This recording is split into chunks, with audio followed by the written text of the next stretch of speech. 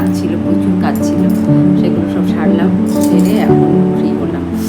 আর প্রচণ্ড ঠান্ডা লেগেছে, বললাম জ্বর জ্বর মতো মনে হচ্ছে, ওষুধ খাচ্ছি।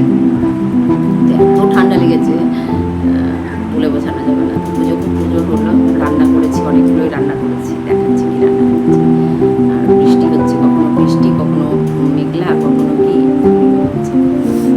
ছেলে স্নান করলো, প্রসাদটা মুখে দেবে, আমি তারপরে খাবো। হ্যালো বন্ধুরা, শুভ সন্ধ্যা, শুভ সন্ধ্যা, শুভ সন্ধ্যা। তো এখন বাজে 7:10 মতো, আর আমি সন্ধ্যা দিয়েছি 5:30। এখন সন্ধ্যা লেগে গেছে, 5:30টাতে সন্ধ্যা দিয়েছি।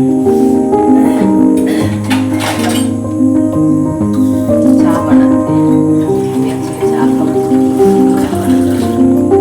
প্রচণ্ড ঠান্ডা লেগে জ্বর, আর ঠান্ডা লাগলে আবার শ্বাস নিতে কষ্ট হয়, শ্বাসকষ্ট মতো হচ্ছে, প্রচণ্ড প্রবলেম হচ্ছে।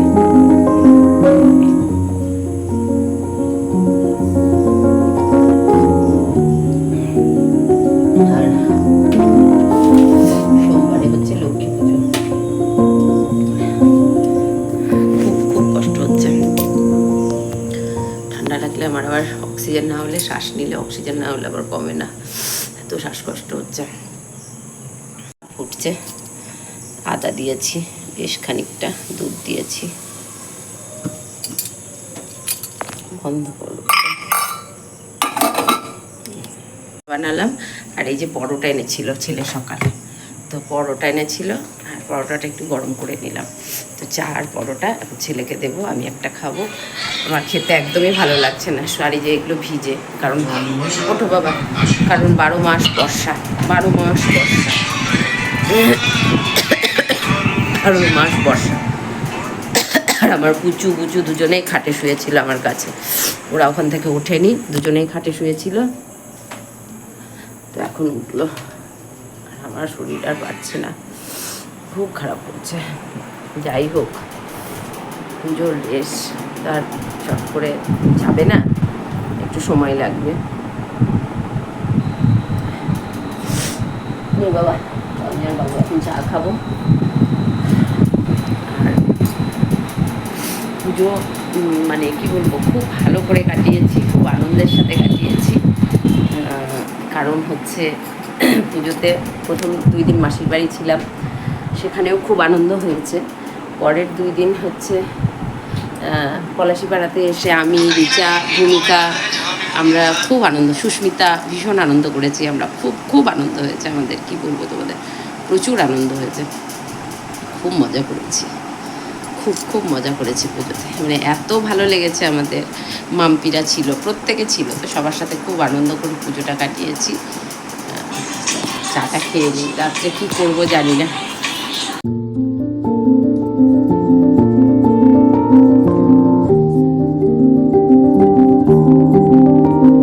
এই যে এখন এসেছি বিছানার চাদরটা চেঞ্জ করতে, কারণ একটা চাদর আমি বেশি দিন শুতে পারি না, আমার একটু প্রবলেম হয়।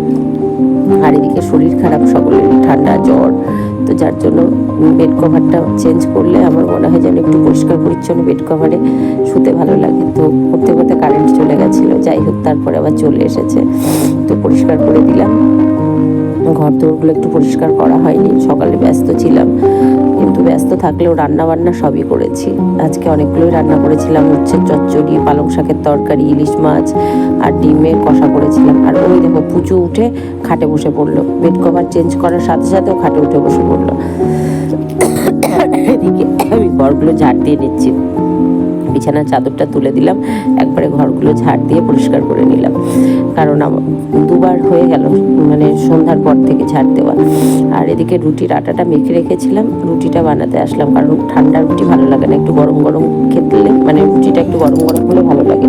তো কান্তিবাবু বাড়ি আসলো, তারপরে রুটিটা বানাতে আসলাম। আর হ্যাঁ, পারছি না, প্রচণ্ড শরীর খারাপ করছে, ঠান্ডার মধ্যে একদম ভালো লাগছে না, কিন্তু কি আর করা যাবে। তো বোতলগুলোও দেখছি সব খালি, বোতলে জল ভরে নিলাম। সকলে ভালো থেকো, সুস্থ থেকো, ভালোবাসায় থেকো, টাটা।